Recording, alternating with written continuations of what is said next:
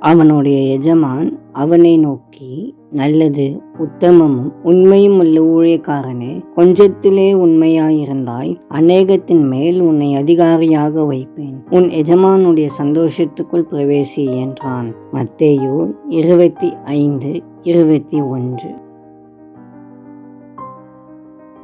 இன்றைய உலகில் பெரும்பாலான மக்கள் தரத்தை பற்றி கவலைப்படுவதில்லை. ஆனால் தேவனை அறிந்திருக்கிற அல்லது தேவனால் அறியப்பட்டிருக்கிற தேவனுடைய பிள்ளைகளான நாம் நம்முடைய வாழ்வின் மற்றும் செயலின் தரத்தை குறித்து ஜாக்கிரதை உள்ளவர்களாய் இருக்க வேண்டும்.